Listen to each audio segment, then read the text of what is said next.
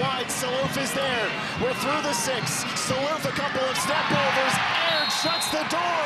And Cavalry are headed to the 2023 CPL final. They've got their day with Forge after all. The double is still alive, and Cavalry win for the first time in the playoffs at Atco Fields. Jimmy, a quick parting thought. It was well deserved. They were the better team on the day. Last 15 minutes or so, they had to weather the storm, but it just goes to show you the character that this team has. They'll fight tooth and nail to the end. And they're getting themselves to another final. Well deserved. The Islanders do the same, fighting tooth and nail, but the sand through the hourglass of their season expires. It will be Forge and Cavalry next Saturday in Hamilton for the North Star Cup. Well, they've finally done it. Cavalry win a playoff matchup for the first time in their Canadian Premier League history. And they somehow made it difficult when it seemed like they were in absolute control. They beat Pacific 2-1 is the final. Gareth Wheeler, Jordan Wilson with you. Cavalry heading back to a Canadian Premier League final for the first time since 2019. There was 2 legs. They had been to Hamilton before. They're going back to Hamilton and a rematch of that 2019 final. Cavalry were excellent on this day, but it took a couple big saves at the end by Marco Carducci to preserve that slim 1-goal lead, and it turns out to be good enough. Yeah, this is some edge-of-the-seat stuff the last 20 minutes. We were watching it. Keepers came out big. Carducci came out big. Gazdov had a good performance, but just enough from Cavalry to get them over the edge and back into the finals. Christian Jack joining us live from Atco Field in Calgary. He's standing by live with the winning manager, Tommy Wheeldon Jr. Yeah, immediate reaction here on the whistle. Tommy, how are you feeling after that one? Buzzing. Buzzing for the lads because I say, you know, we've had success already. We're going into playoffs, and by all accounts, because we lost last week, we can't win a playoff game. So why not bury that ghost? Well, let's talk about the performance before we get into the what's next. To be fair, you guys dominated this game. Was it anywhere near the fact that it should have been that close? I mean, you got some more grey hairs after this one, because at 2-1 near the end, you had a wry smile on your face thinking, how are we still in this game? And I just thought that's football, right? Because we were brilliant. We created so many chances. I haven't seen the data, and I mean, credit to Leon Apgood and Dan Hutchins that work a lot on our set plays, because it has to be a difference maker. If you can't put those other ones away, I thought we were brilliant today. And then in these type of games, when it's a 1-goal game, we talked about it, and you saw us practicing it the day before. You have to be prepared to suffer, and we had that at the end. I thought tactically we were very good today. Tommy, you're 1 game away from the double. You get to go to Hamilton on Wednesday. What's it going to be like this week for you and your team? I'm looking forward to it. I mean, that's a place, like I said, we've buried 1 ghost, got another ghost to bury, and it is getting close to Halloween, so let's keep doing it. Appreciate your time so quickly. I know you're going to go celebrate. Congrats. Thank you. Cheers. Burying ghosts, it seems like they were kind of lurking over the top. He's right, like 70, 75 minutes, you couldn't believe that the game was still within reach for Pacific. It was gut check time, but in the end, they found a way. Yeah, they parked the bus, and then they fought and crawled and then got that victory. But that's all you need at that time. When it's 2-1, sometimes is it go and score another goal, or is it hold on to what you have? And that can galvanize a group when everyone's just committed to defending. You see at Cavalry side, everyone was behind the ball.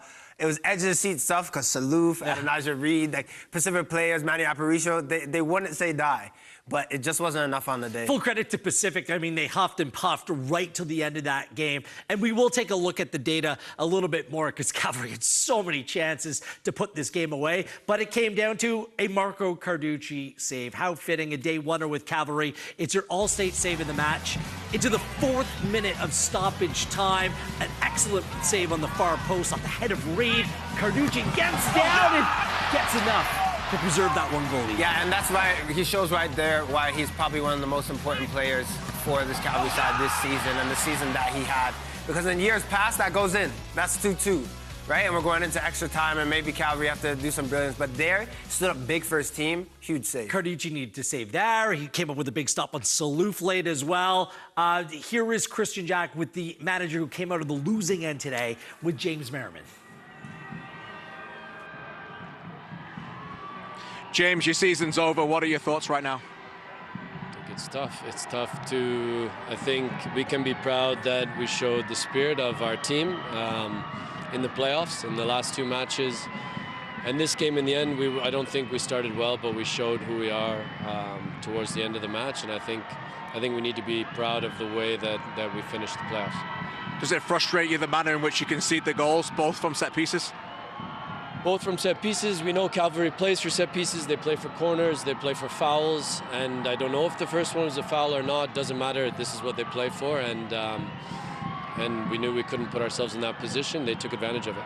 James, there's a big moment in the second half where you have to lose your top centre-back, Amir Didic. Can you talk us through what happened from your end? I was there right by it, and it looked like Josh Hurd came over and told you he was out. We're hearing now he maybe wasn't out. Can you let us know what you saw and what you heard? He looked like he was out from here. When the players came across, they said he was out. He was out cold. We need to make a change. We need to make a sub now, so that's why we made the change. It's difficult. I don't know. He's emotional as well. If it's a mild concussion, we need to be careful with this. And it's a decision that needed to be made, and that's what we did in the moment. I know it's raw right now, James, but in the next few weeks, next few months, what will you think about when you think about the 2023 Pacific FC season? Think about the good moments, the way that we started the season, the way that we did in pre-season.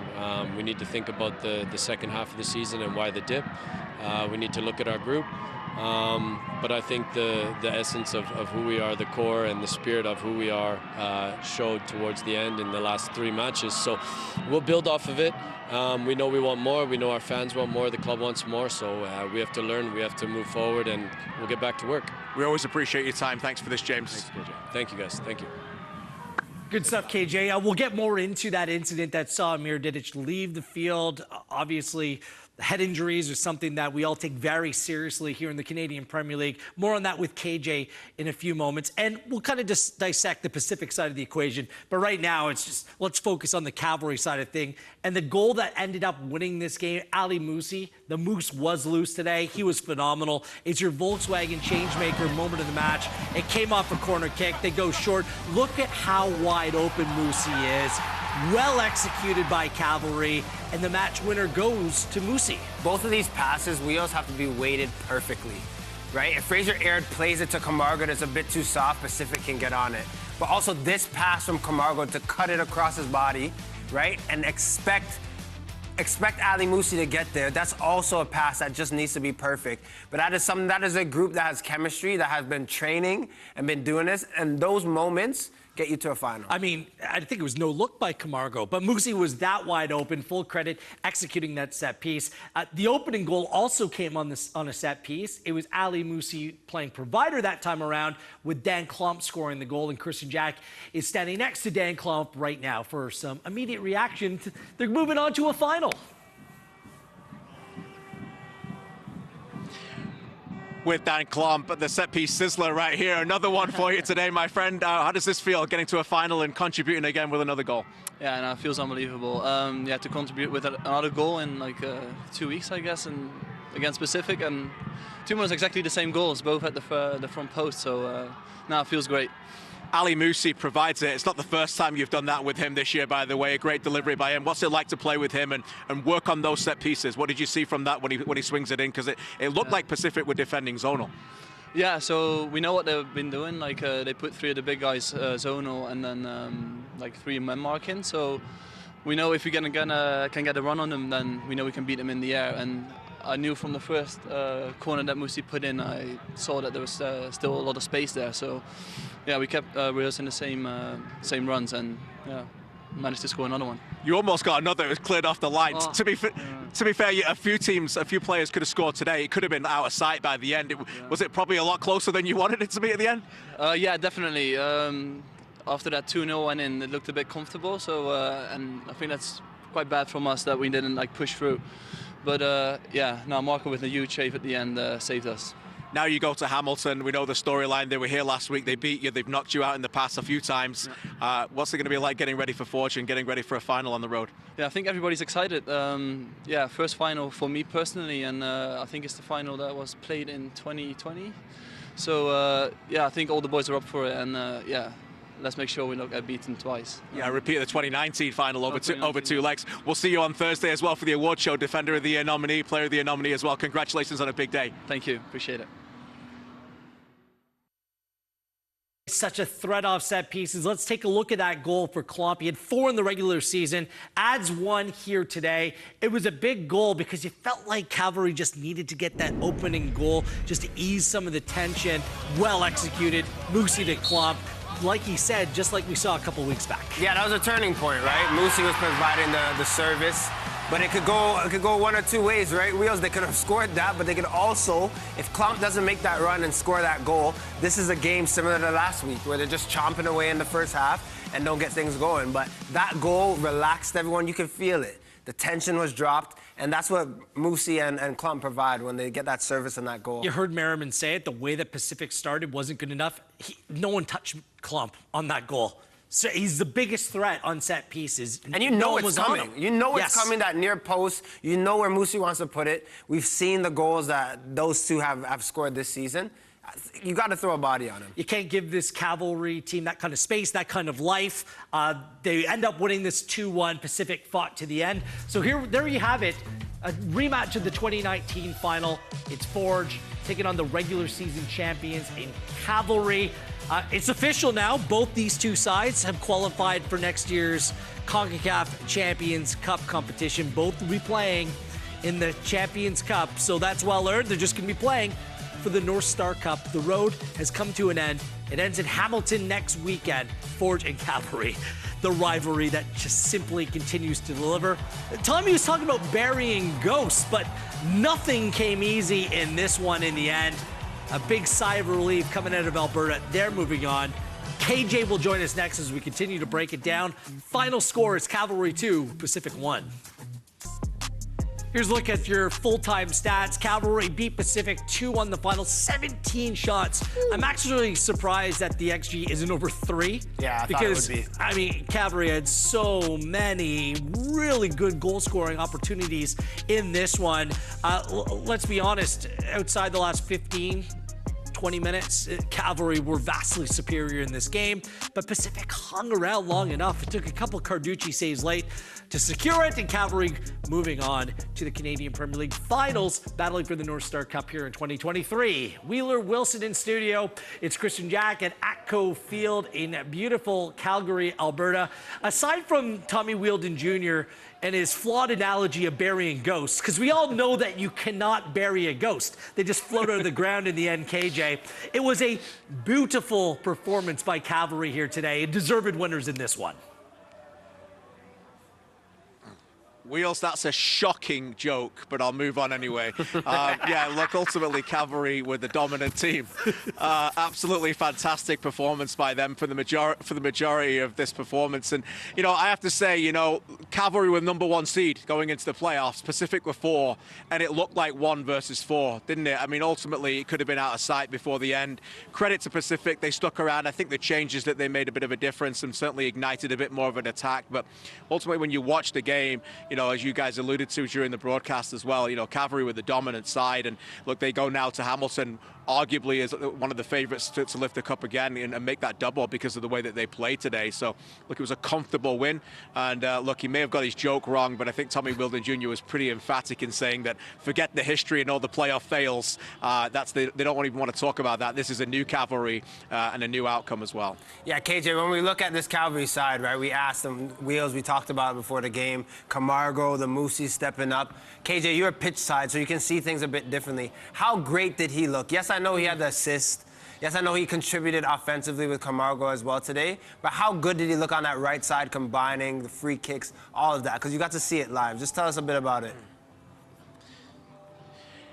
You know what, Jordan? I think that's a really good point, because coming into this game, we were wondering who was going to be the big game player. You know, do Cavalry have big game players? It's one thing to have players that have stepped up throughout a 28-game regular season, but this is different. No, this is knockout football. This is semi-final football. These are the moments when, you know, Forge have created memories like this for a long time because of big game players. Alessandro Hajabrapor's become one of those. We know Kyle Becker's a big game player, David Chouanier, Tristan Henry, and they needed to have big game players.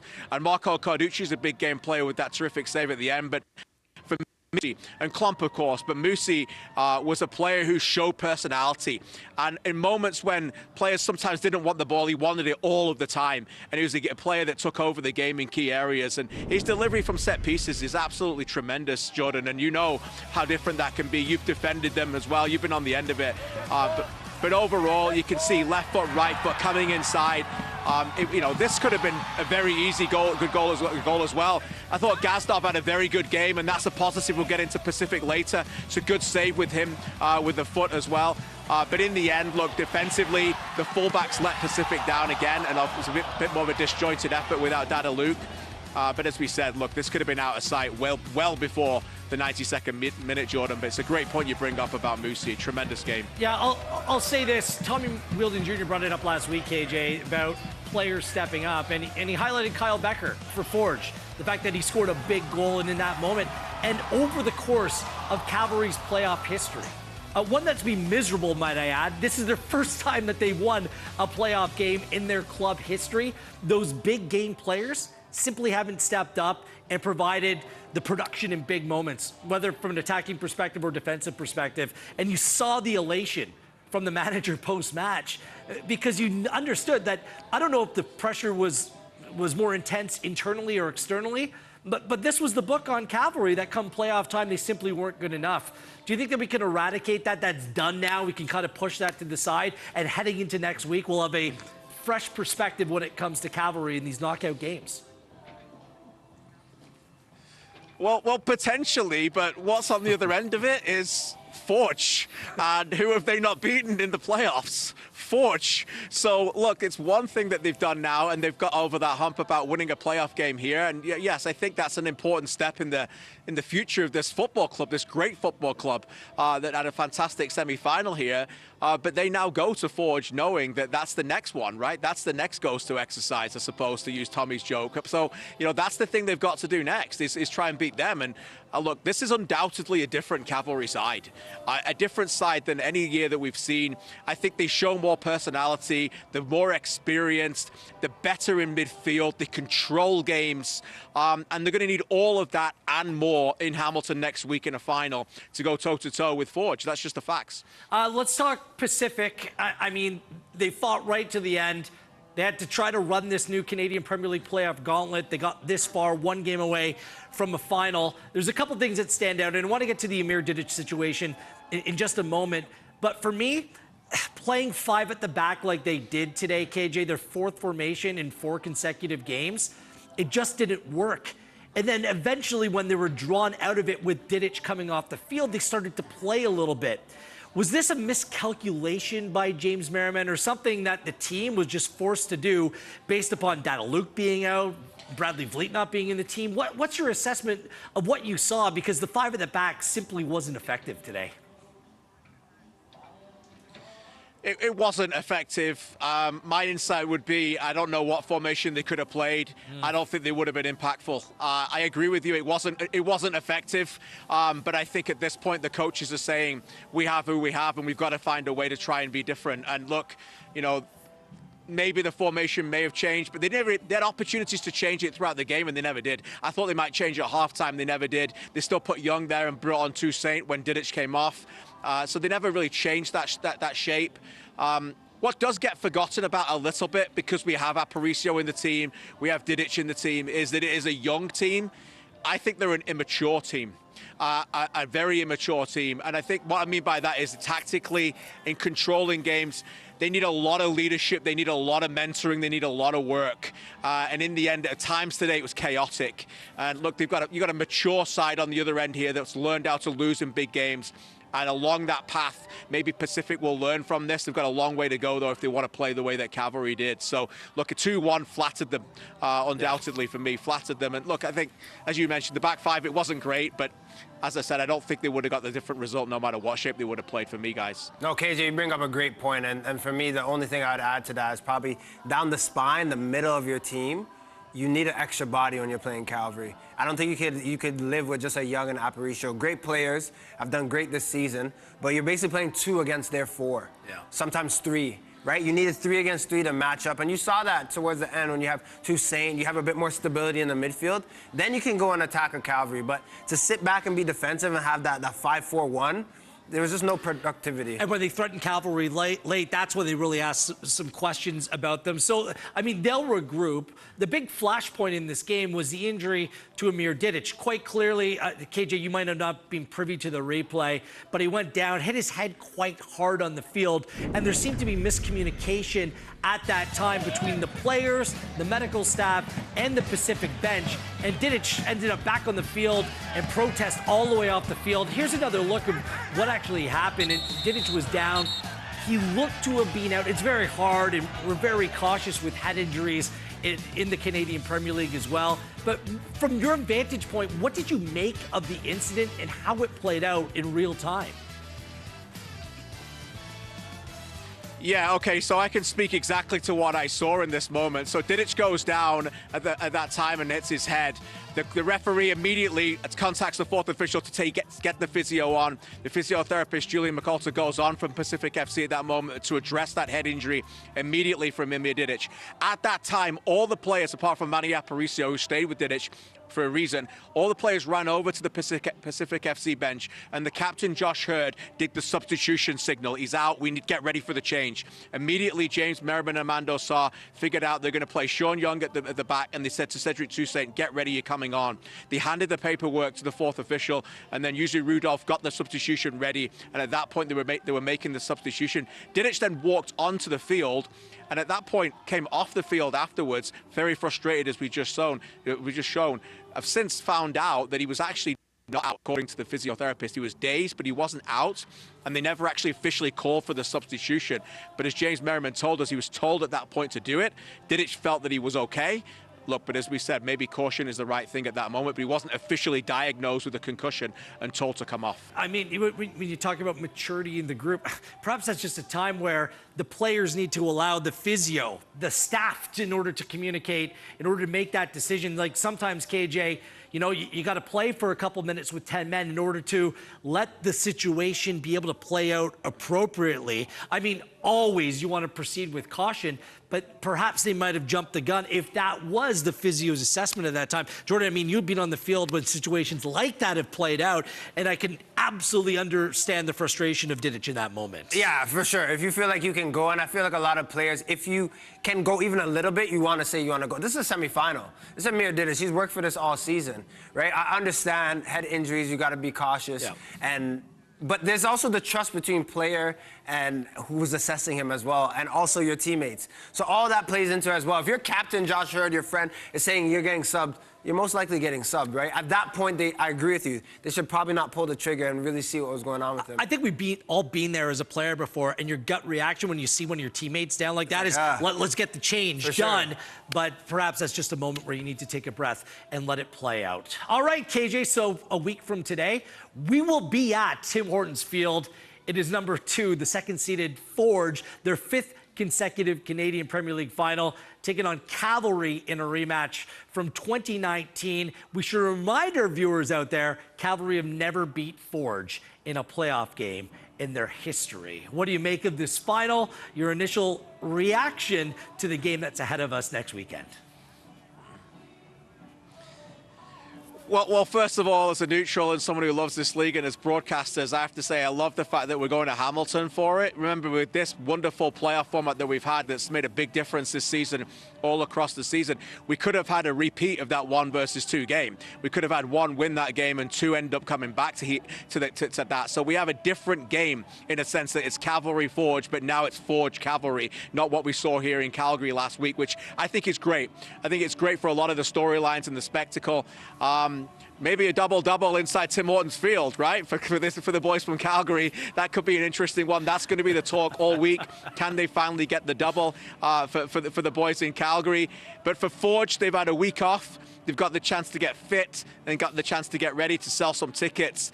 And they're battled hardened and they're ready for this. So I absolutely love it. It's a classic heavyweight tilt. The best 2 teams in the Canadian Premier League, 2 teams who are built for finals. It's going to be really difficult to call. It's going to to be a wonderful week of celebration across the Canadian Premier League in Hamilton. The North Star Cup will be revealed, awards night, supporters night. Can't wait to spend many, many hours with you two fine gentlemen talking about what will be a magnificent final. I like that, the double-double, but we all know that guy when he gets his coffee, he's like 5 sugars or 5 milks. And that's what Forge will be thinking in their 5th final in the Canadian Premier League as well. And one other thing we haven't had in the Canadian Premier League, a team winning the championship on their home field. So a lot of drama, a lot to play out here over the next week. Great job, KJ. Safe travels home. Your jokes are better than mine. This time, for now. I have a week to work on some new material, okay? Only this week. I'm only learning from the best, my friend. See you soon, boys. Cheers, pal. Christian Jack on location in Calgary. So there we are. Like, it's one thing that you relish, a team winning at home and the celebration ensues, but also Cavalry on the balance of the season has been the best team in the Canadian Premier League, but now they need to go and do something that they've never done before, beat Forge in a playoff game. Yeah, this is huge. This is for bragging rights as well, right? We know both of these teams are going to move on and be playing in Champions League next season, but to see this, right? Anyone who's been a part of Cavalry from 2019, this was year one. Things, right? These little flashes you always see at the end of the season. Forge come in there lifting the trophy, and they're getting the better of you. Island Games group stage. Yeah, Marco Carducci, 2020. all these guys. Look at this. Even this is last season, right? 2022. Marco Carducci again with this. And like, this is what is infusing this Cavalry side. They're like, look.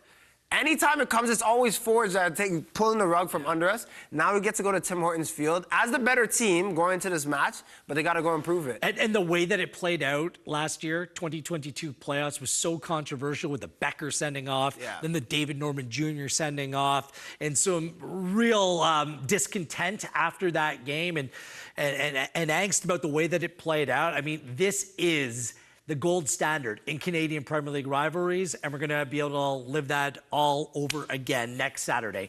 We can't wait for it. We hope to see you at Tim Hortons Field in Hamilton, Ontario. If not, from coast to coast to coast, you can watch right here on One Soccer. Plump and Moosey with the goals, both from set pieces. Cavalry have punched their ticket. They're going to be playing for the North Star Cup next weekend against Forge. Now, this is a week that you don't want to miss. Right here on One Soccer, the Canadian Premier League Awards show goes down Thursday night, 7 p.m. Eastern Time. We're all going to be looking a little dapper for that one. Hope you join us for that. And then a Super Saturday, the Canadian women's national team, Christine Sinclair, just 4 games left playing for Canada. They take on Brazil in Halifax. Forge, Cavalry, later on that day, battling for the North Star Cup and Canadian Premier League playoff supremacy. Wheeler and Wilson with you. We're going to be there. Tim Hortons Field, Hamilton, Ontario.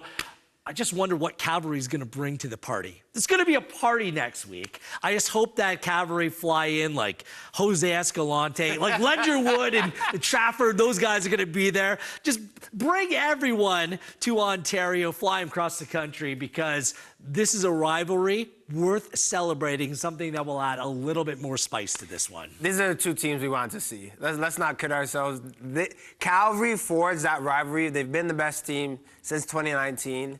Cavalry might have had a little bit of a dip, but they're back. They're better than ever. So this is the finals we all want. Can't wait. Gonna wear a cowboy hat? Absolutely not. You know, that means you're going for Forge. No, I'm neutral. It's like cowboy hat. You're back in Cavalry. If not, you're back in Forge. Look, they ended up doing the hard way. It should have been much more straightforward. Plump and Moosey with the goals. Cavalry were excellent in this game, deserving of going to the final. Hard luck on Pacific, fought to the end. Plenty to build off of heading into 2024. We'll see you next week as the battle for the North Star Cup plays out in Hamilton. On behalf of Jordan, I'm Wheels. This is the Canadian Premier League on One Soccer.